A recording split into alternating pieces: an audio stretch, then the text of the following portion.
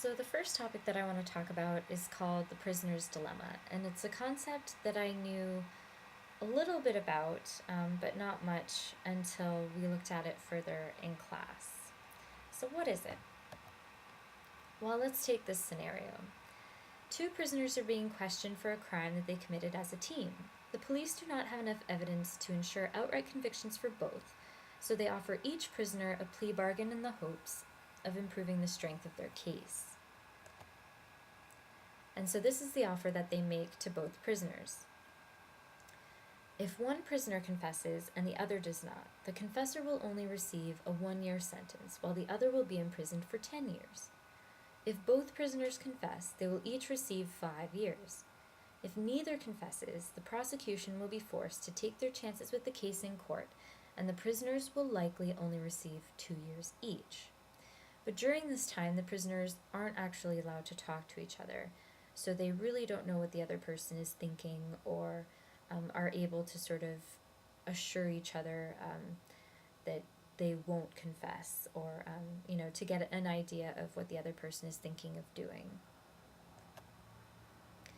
To snitch or not to snitch. So this is just a table that we put together in class of all of the possible outcomes for each scenario.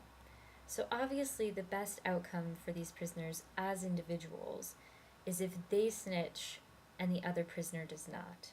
In that case, they'll only receive a 1-year sentence. But the best case scenario for them as a pair is to actually not say anything, because then they'll only spend 2 years in prison each, which amounts to 4 years in total between the two of them. And somebody actually pointed out in class that the 4 years in total would actually be much less of a burden on the prison system than the 11 years that they would have to spend if one confessed and the other did not. So that was an interesting way to look at it too. So what did I decide to do? To snitch, I would be a giant snitch. And there are a number of reasons for why I would confess, but I think the biggest one is probably that I'm self-interested. I don't think I'd be able to trust the other person, especially not being able to see them and talk to them. I don't think I would be able to trust that they wouldn't turn me in to benefit themselves.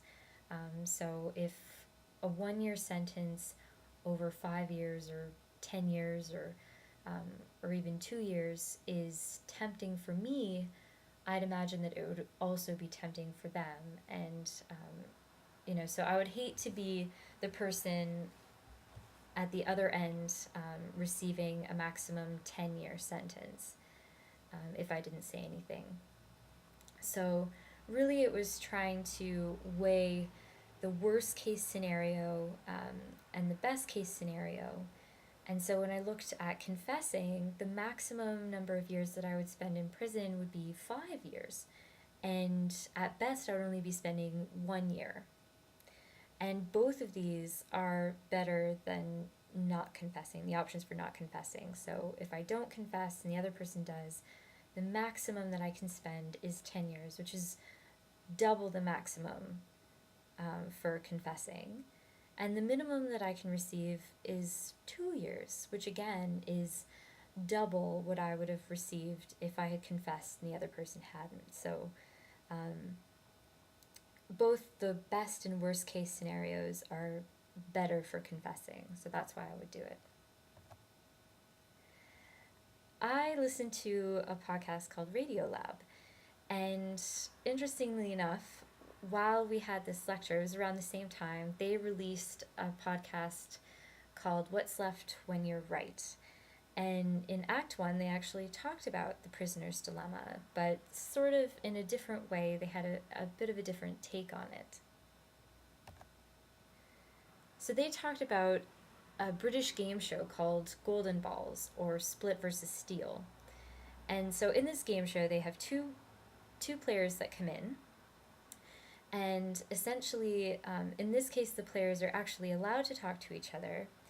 And they have to decide as individuals if they want to split a pot of money or steal a pot of money. So if both players decide to split, then each gets 50% of the pot. If one decides to split and the other decides to steal, the stealer actually gets the whole pot and the person who wanted to split gets nothing. If both players decide to steal, then they both walk away empty handed. So, most of the time, what ends up happening is these two strangers come together and try to convince each other that they are a good person who would never steal. Let's just walk away with 50% each, and I'm more than happy with that. I'm a good person. I would never want to steal, and they really just try and convince the other person um, to split the money with them, and a lot of the time, one of them ends up choosing steal anyway and walks away with the whole pot of money. But there was an interesting situation that happened, and it actually really confused the people who run the game show. And so here's what happened. Let's say that in this scenario, player A decides to tell player B, you know what? I am going to steal. I know myself, and I won't be able to pick split. I will just, the temptation will get to me, and I know that I'm going to pick steal. And the best offer that I can make to you is that if you pick split and I get all of the money, I am more than happy after the game to share the money with you 50-50. And so this is entirely not what player B was expecting. And he was quite shocked and really didn't understand um, why why the other player would say that. It had never happened before, and the people who run the game show actually weren't really sure if it was allowed.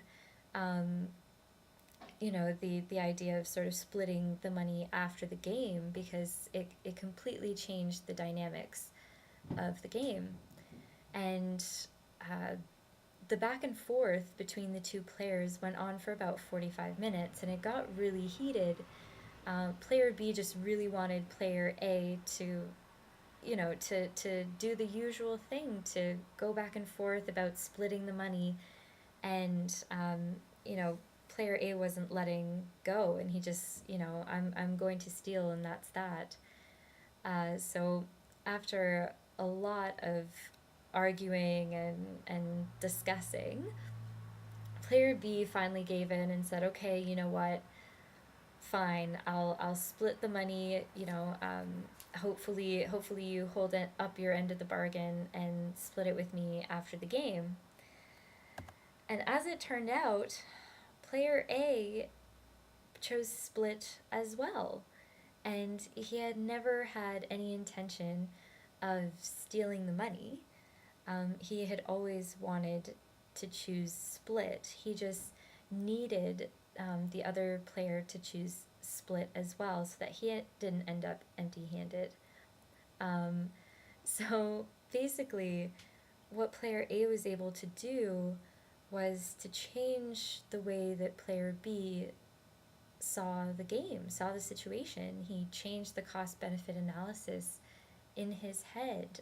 The worst case scenario and the best case scenario all of a sudden were different. Player B thought that the only way that he could get any money was if he chose split. And when they interviewed player B after the game, he actually admitted to the fact that he had planned on stealing all along. That's how he went into the game, and player A actually made him change his strategy, change his behavior, because all of a sudden the situation wasn't what he thought anymore, even though the actual game hadn't changed. It was just his perception of the game that had been changed by what player A had said. And he figured that no one would just come right out and say, I'm going to steal.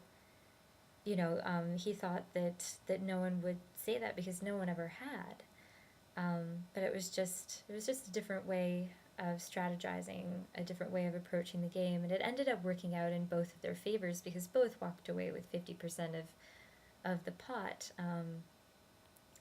But yeah, it was really interesting to hear about. And so this is how most people make decisions. They do a cost benefit analysis. They weigh what are the worst and best case scenarios for one course of action compared to another.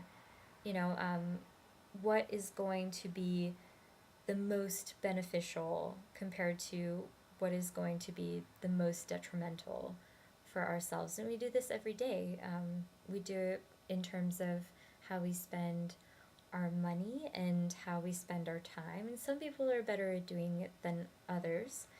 But essentially, that's how we make our decisions. And we choose the things that are more important to us, the things that are worth more to us. So yeah, so that's the prisoner's dilemma.